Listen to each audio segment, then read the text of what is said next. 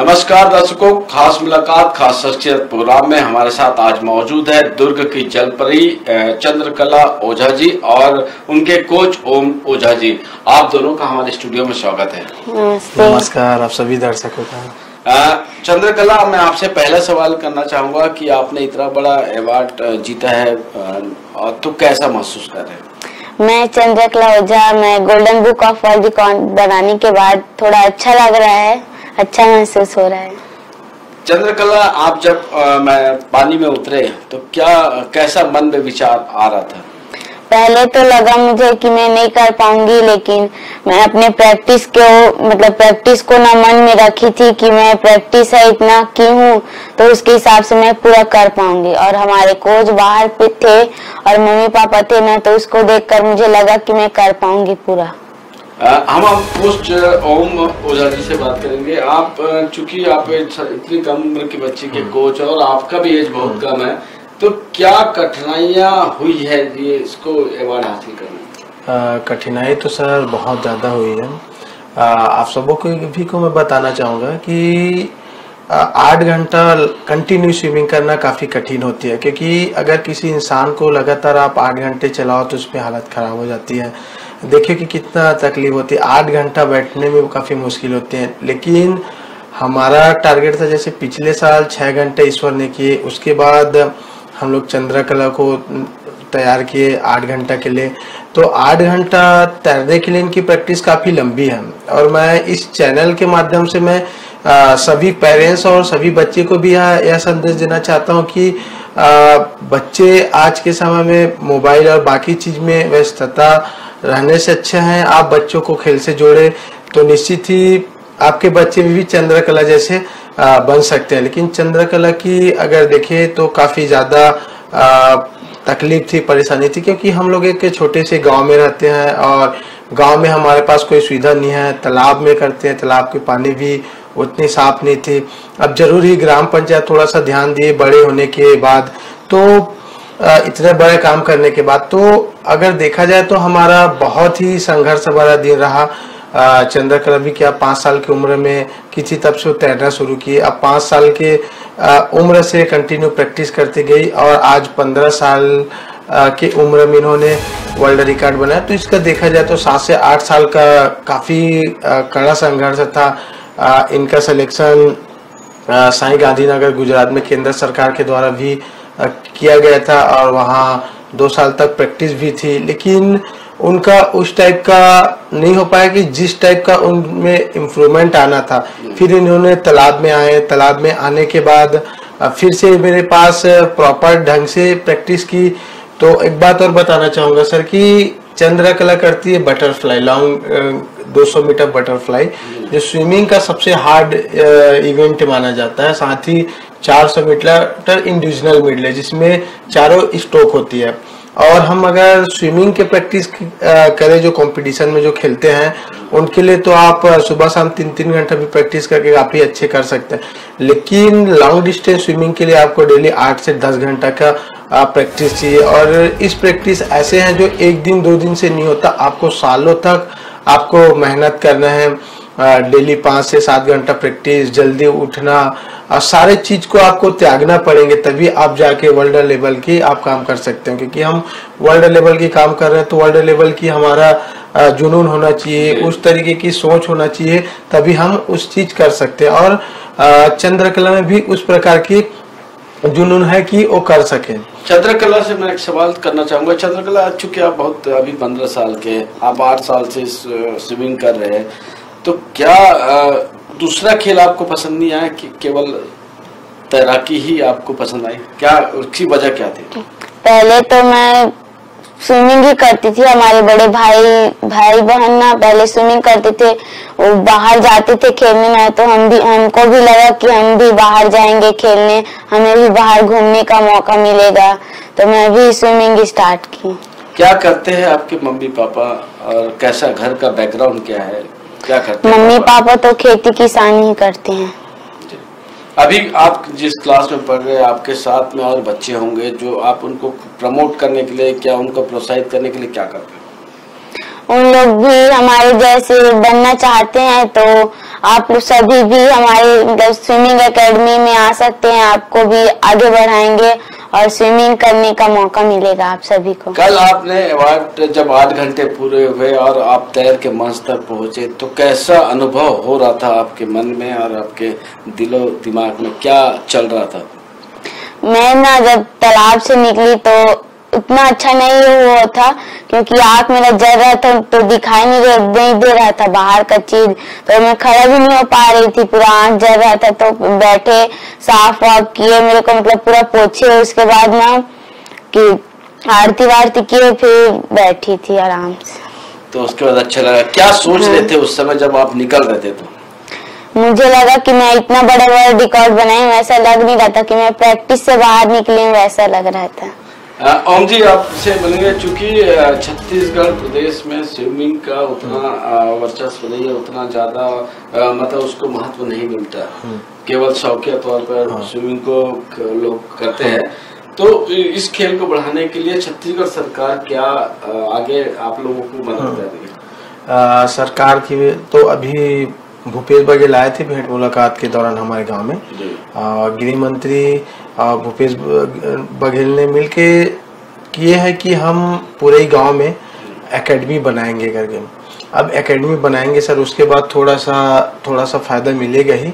और सरकार के साथ में खासकर मैं ऐसे फैक्ट्रीज और आप जैसे मीडिया से भी मैं अपील करना चाहूँगा कि सर अगर बड़े लेवल में आपको ओलंपिक लेवल में अगर तैयारी करानी है तो आपको काफ़ी ज़्यादा फैसिलिटी देनी पड़ेगी, क्योंकि ओलंपिक काफ़ी बड़ी इवेंट होती है और उसके लिए काफ़ी अच्छी तैयारी होनी चाहिए, प्रॉपर ढंग से खाना होनी चाहिए, हॉस्टल होनी चाहिए, अच्छी स्विमिंग फैसिलिटीज होनी चाहिए। और सरकार क्या करती कि अभी सिर्फ स्विमिंग पूल बना के दे देने से, अच्छे कुछ फैसिलिटी डाल देने से नहीं होगा। आपको अच्छे लेवल पे काम करने के लिए अच्छे कोचेस और जो जुनूनी लोग हैं उनको जोड़ के आप तो करना पड़ेंगे और उनको फैसिलिटी देनी पड़ेगी। तो निश्चित ही क्योंकि सर एक इंटरेस्टिंग बात है, मैं आपके न्यूज में पहले भी बोला था कि इंडिया में स्विमिंग में इंडिया आज तक ओलंपिक में मेडल नहीं लिए हैं। तो निश्चित ही अगर किए जाए, यहाँ छत्तीसगढ़ सरकार किए जाए तो निश्चित ही पूरे गांव मेडल दिला सकते हैं सर ओलंपिक में, क्योंकि लगातार देखे जाए तो बैक टू बैक 2 साल में 2 वर्ल्ड रिकॉर्ड बन चुके हैं और आने वाले समय में भी बहुत सारे वर्ल्ड रिकॉर्ड की हम प्लानिंग कर रखे हैं जिसको कंटिन्यू करेंगे और तो उसकी तैयारी अच्छे से चल रही है सर। चंद्रकला, आपसे सवाल है, चूंकि आपके कोच ने बताया कि अभी छत्तीसगढ़ सरकार वहां पर एकेडमी बना रही है, आप कितने घंटे प्रैक्टिस करते थे रोज, हमारे दर्शकों को बताइए। मैं तो वर्ल्ड रिकॉर्ड बनाने के लिए तैयारी मैं 12-13 घंटा करती थी स्विमिंग। तो कैसे आपका तैयारी का शेड्यूल क्या होता था, कैसे होता था, पूरा विस्तार से हमारे दर्शकों को बताइए। क्या करते थे, सुबह कितने बजे उठते थे और स्कूल कब जाते थे और कब पढ़ाई करते थे, पूरा आप बताइए हमारे दर्शकों को। सुबह 5 बजे उठती थी, फ्रेश होने के बाद रोटी खाने बोलते थे तो रोटी खाती थी, उसके बाद तालाब जाती थी, तालाब से 6 बजे पानी में उतरकर 12 बजे निकलती थी, फिर थोड़ा देर रुकने के बाद 12 बजे स्कूल रहता है तो 11 बजे निकलती थी, फिर 12 बजे स्कूल जाती थी, वहां से 4 बजे आती थी, फिर प्रैक्टिस में जाती थी 4, 5, 6 बजे तक। उसके बाद ना आकर थोड़ा रिलैक्स करके फिर खाना वाना खाने के बाद पढ़ाई करती थी, उसके बाद सोती थी, फिर 9 बजे सो जाती थी। तो मतलब लगातार आप केवल स्विमिंग की प्रैक्टिस कर रहे हैं, कई घंटों तक, 8 घंटे 10 घंटे तक आपने प्रैक्टिस की। भविष्य में चूंकि आपने अभी वर्ल्ड रिकॉर्ड बनाया है ना, तो अब भविष्य में आपका क्या आगे का क्या प्लान है? मैं ओलंपिक में गोल्ड मेडल जीतना चाहती हूँ। चूंकि यहाँ पर संसाधन नहीं है, हाँ। यहाँ छत्तीसगढ़ में संसाधन मौजूद नहीं है, तो आप कैसे करेंगे? एकेडमी बनेगा, उसमें प्रैक्टिस करूंगी और पूरा फैसिलिटी रहेगा तभी ओलंपिक जा पाऊंगी मैं। प्रैक्टिस तो पूरा करूंगी। ओम जी हमारे साथ मौजूद है, आपके कोच। ओम जी, चूंकि आपने कहा, जैसा चंद्रकला ने कहा कि ओलंपिक में जाके वो गोल्ड मेडल भारत के लिए लाना चाह रही है, अगर सुविधाएं नहीं है और अभाव है सुविधा को, तो कैसे वहां तक आप पहुंचेंगे और अपने बच्चों को पहुंचाएंगे?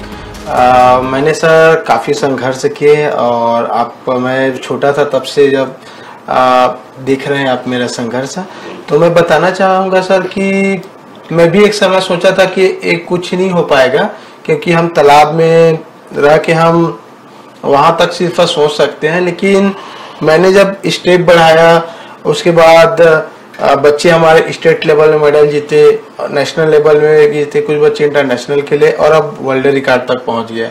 तो लोगों का प्यार भी बढ़ रहा है। जब तक आप डाउन रहोगे तो कोई सपोर्ट करेंगे नहीं, लेकिन धीरे धीरे अब लोगों का भी सपोर्ट मिलना चाह रहा है। और रही बात सर अभी ओलंपिक की, तो ओलंपिक के लिए यहाँ फैसिलिटी नहीं है, तो क्या हुआ सर, हम जहाँ फैसिलिटी वहाँ भेजेंगे बच्चे को।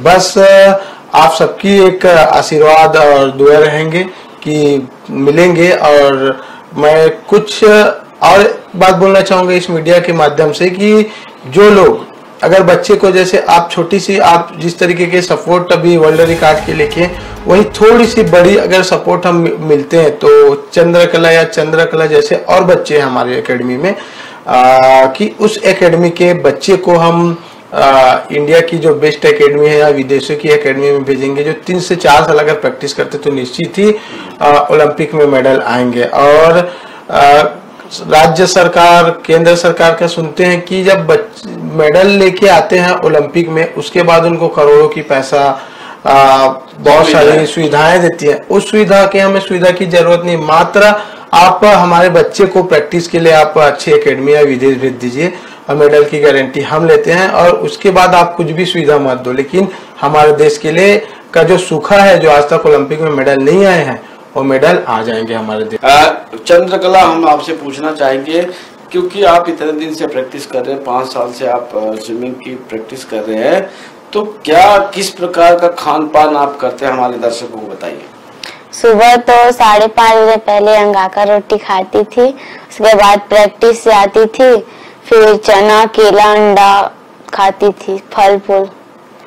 आपने जो रोटी का नाम लिया उसको फिर से बताएंगे हमारे दर्शक, वो किस प्रकार की रोटी होती है? अंगाका रोटी हमारे घर तरफ बनता है, हमारे घर में। ये कोच हमारे साथ मौजूद है जी, बताएंगे ये रोटी जिस प्रकार का नाम ले रहे हैं, ये किस प्रकार की रोटी है? ये क्या होते हैं सर कि ये छत्तीसगढ़ी जिसको डिश बोले जाते हैं। हाँ जी। इसमें क्या होते हैं कि मिनिमम जैसे आप बासी सुनते हैं जी, और बासी जैसे होते हैं जो रात का जो खाना बचा होता है जी जी, तो उनको क्या है कि बना के पानी में डाल के, हाँ, तो तावा में बना के उनको चावल के पिसान से जो बनाते हैं, तो उसी प्रकार क्या होता है कि जो रात का जो खाना बचते हैं, अभी क्या होते हैं कि जिनके पास अच्छे पैसे हैं, अच्छे फैसिलिटी है, तो सब खाते हैं, वो सब ब्रेड खाते हैं, लेकिन इनका फायदा भी बहुत है, ऐसे बोलते हैं हमारे जो दादी दादा लोग हैं। तो सुबह जब सो के उठते हैं, हमारे पास खाने के लिए कुछ भी नहीं है, क्योंकि जब ये प्रैक्टिस करते थे तो प्रॉपर डाइट के लिए हमारे पास पैसा नहीं था। तो हमारे साथ जुड़े एकेडमी के जो संरक्षक हैं, उन लोगों ने छोटी छोटी सहयोग की, जिसकी वजह से हम लोग इनके लिए डाइट किए। तो क्या होता था, डाइट एक लोग किसी कोई भी इंसान सीमित समय के लिए ही आपको व्यवस्था करेंगे, उपलब्ध कराएंगे, हर टाइम नहीं कराएंगे। तो अब हम लोग को तो 3-3, 4-4 साल प्रैक्टिस करना है, अगर दिन में देखे जाए तो 1000 से 1100 दिन करना है।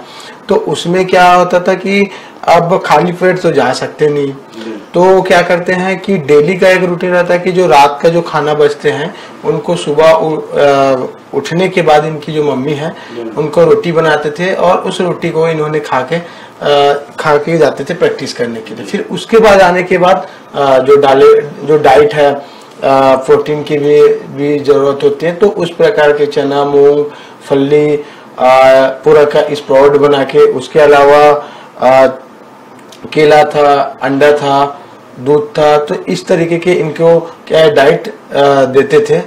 तो ये जो जितना भी आपको अभी जन सहयोग से जो डाइट के लिए जो व्यवस्था हो रही है, तो क्या, चूंकि यहाँ पर मुख्यमंत्री है, गृह मंत्री है और अन्य मंत्री यहाँ पर दुर्ग जिले में, क्या उनके तरफ से क्या सपोर्ट अब तक रहा है? अब तक सपोर्ट का बात जैसे बोले जाए तो गृह मंत्री जी ने इसमें छोटी सी सहयोग किए थे कि हम लोग के पास जो फीस का जो पैसा नहीं हो रहे थे, जो golden book of world record में जो देने रहते हैं, उनका उन्होंने व्यवस्था कराए। और साथ ही आसपास के जो जनप्रतिनिधि हैं उन लोगों का भी छोटी छोटी सहयोग मिले हैं। तो इस तरीके से टोटल सहयोग से ही हमने ये आयोजन करा पाया सर। चंद्रकला, आपसे पूछूंगा कि चूंकि दुर्ग जिले में आपने इतना बड़ा, दुर्ग जिले का नाम पूरे विश्व में प्रख्यात किया, प्रसिद्ध किया है, मुख्यमंत्री जी या और कोई मंत्री जी का फोन आया आपको? नहीं, किसी का फोन नहीं है। क्या आपके पास मुख्यमंत्री जी या इतने सारे मंत्री यहाँ पर है, आप किसी के तरफ से बधाई संदेश आपको मिला? संदेश की बात है तो सर अभी ताम्रध्वज साहू जी ने बधाई दिए और आगे के लिए जो भी सपोर्ट रहेगा वो करने के लिए बोले, क्योंकि सामने थे तो उन्होंने खुद से बोले। साथ ही कांग्रेस के प्रदेश अध्यक्ष स्पोर्ट्स सेल का प्रवीण जैन का फोन आया था, उन्होंने बधाई दिए। साथ ही चंद्रकला को भी बधाई देने बोले, बात कराने के लिए बोले। लेकिन मैं वहाँ उपस्थित नहीं था, रायपुर गए थे तो बात नहीं करा पाए थे चंद्रकला से, लेकिन बधाई दिए उन्होंने। तो मुख्यमंत्री जी की तरफ से या उनके जो अधिकारी है या उनके घर से किसी का फोन? घर से तो फोन नहीं कहे जा सकते, लेकिन यह जरूर कहे जा सकते हैं कि उनके प्रतिनिधि हैं जिन्होंने कॉल किया था मेरे को, तो उन्होंने बोले हैं कि बिट्टू भैया जो सीएम के लड़के हैं कि उन्होंने आपको ढेर सारी शुभकामनाएं दी हैं और साथ ही कोई दिन मिलने जरूर आएंगे।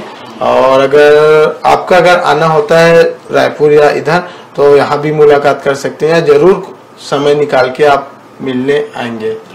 ओम, आपसे मैं सवाल करना चाहूंगा, चूंकि ऐसे प्रदेश में कितने खिलाड़ी होंगे जो स्विमिंग को या ओलंपिक का सपना देखकर अपना प्रैक्टिस कर रहे हैं?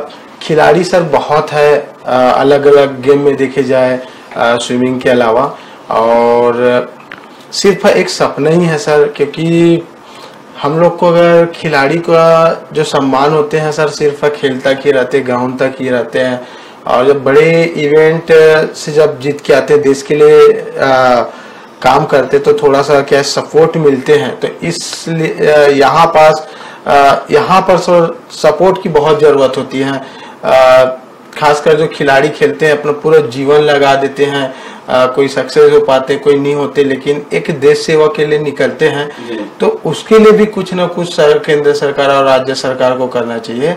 और अगर अच्छी फैसिलिटी, थोड़ी सी भी फैसिलिटी दें सर निची स्तर में, जमीनी स्तर में, तो क्योंकि नींव खुदेगा तभी मकान बनेगा। जस्ट वैसे ही कि आप नींव मजबूत रखेंगे खेल का तो निश्चित ही आपका ऊपर जाएंगे और ओलंपिक में मेडल जरूर आएंगे। देखिए, प्रदेश सरकार और जिला प्रशासन ने पुरई को खेल ग्राम घोषित कर दिया है, तो अब खेल ग्राम घोषित कर दिया तो वहाँ से जो बच्चे निकल रहे, जो राष्ट्रीय स्तर पे जा रहे हैं, अंतर्राष्ट्रीय तो अभी तक नहीं गए, राष्ट्रीय स्तर पे खेले, तो अंतर्राष्ट्रीय खिलाड़ी कितने निकलेंगे आपका अनुमान है पुरई से? बहुत निकलेंगे सर, अभी आपको बताना चाहूँगा। किस खेल में? स्विमिंग में सर मिनिमम बहुत प्लेयर निकलेंगे, स्विमिंग में बहुत इंटरनेशनल प्लेयर निकलेंगे, क्योंकि हम तालाब में तैर के बिना किसी फैसिलिटी के जब नेशनल में मेडल ले सकते तो सर नेशनल तक पहुंच सकते, तो इंटरनेशनल और मेडल लेना सर उतनी बड़ी नहीं है, और सिर्फ एक फैसिलिटी और एक समर्पण की जरूरत है।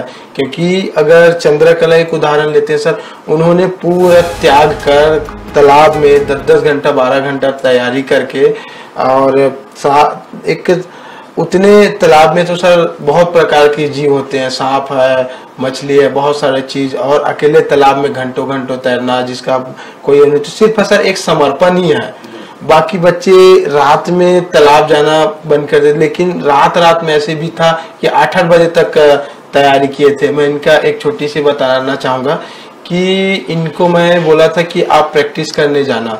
उस दिन मैं कहीं बाहर गए थे तो उनको बोला कि आप प्रैक्टिस करने जाना, तो इन्होंने क्या किया कि प्रैक्टिस करने, जब उनको लगा कि सर तो बाहर गए हैं, उनकी कोई फ्रेंड का बर्थडे था, बर्थडे में चले गए, वहां से इनको साफ मना है कि आपको समोसा मीठा चीज कुछ नहीं खाना है, आपको जो आपका जिस प्रकार का डाइट का हम चार्ट बना के दिए, जिस प्रकार से आपको खाने बोले वही खाना। तो इन्होंने समोसे खाए और वो खाए, और उनके बाद हमारे गांव में क्लब चलते हैं तो वहाँ फिजिकल बच्चे करते हैं। वहाँ मैं गया तो इन्होंने, मैं बोला आपका प्रैक्टिस था इस टाइम कैसे था, तो इन्होंने बोल नहीं पाई, लेकिन मैं इनको जब पूछे तो बताया कि मैं यहाँ गई थी फ्रेंड के साथ, तो इनको बोला कि अभी के अभी जा, और उस दिन आपका इनका 4 घंटे का शेड्यूल था, मिनिमम 5:10 हो रहा था, उन्होंने आए और कूदे और पूरे रात तक प्रैक्टिस की 10 बजे तक। तो उस दिन इनके मम्मी पापा ने मतलब कुछ भी किसी भी प्रकार के कोई नहीं करते थे, आपके बच्चे हम आपको सौंप दिए, आपको जैसे कराने करा। तो उस दिन इन्होंने रो के प्रैक्टिस कराई। मैं तो वहां पे नहीं गया था क्योंकि इनके लिए हमने एक अलग से टीम बना रखी है सर वर्ल्ड रिकॉर्ड के लिए।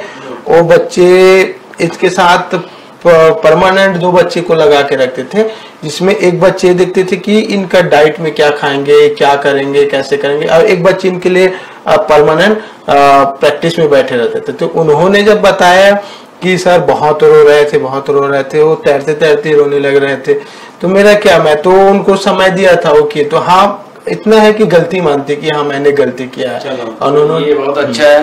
तो आप जो आपका डाइट प्लान था उसको आपने तोड़कर बर्थडे पार्टी में आपने वो मनाने चले गए थे, तो उसके बाद जो आपने रात भर प्रैक्टिस किया तो कैसा लगा?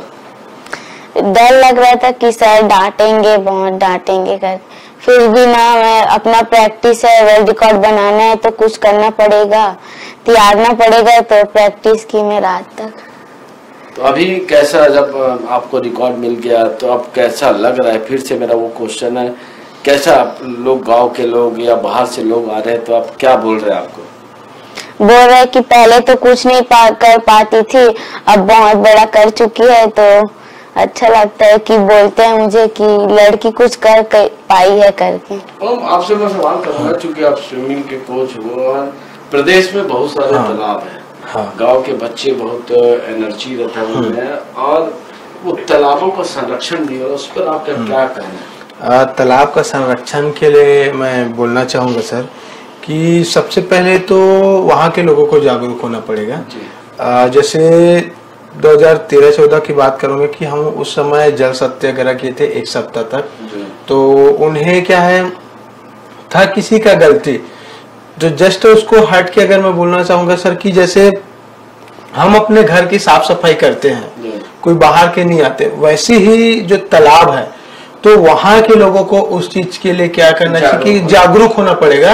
और खुद ही अगर हम कोई चीज को तालाब में फेंक रहे हैं तो गंदगी हम खुद फैला रहे हैं और उसी में हम नहा रहे हैं, तो उसका पहले तो समुचित ढंग से व्यवस्था करना चाहिए कि हम कौन से जो सामान है, कौन से कचरा है, उस चीज को हम कहाँ फेंके, और लोगों को आपस में मिल के जुड़ के काम करना चाहिए कि साफ सफाई कैसे रख सके। आपने देखे थे सर कि तालाब कितना साफ था, और आपके कहीं भी आपको किसी भी प्रकार की गंदगी नहीं मिलेंगे। और इनके लिए मैं बताना चाहूंगा कि जब हम पिछले बार वर्ल्ड रिकॉर्ड कराए थे तो पूरा तालाब की सफाई हमारे बच्चों ने किए थे, और एक एक चीज पानी से लेके सारे चीज हम खुद डाले थे, चूना से लेके सारे चीज।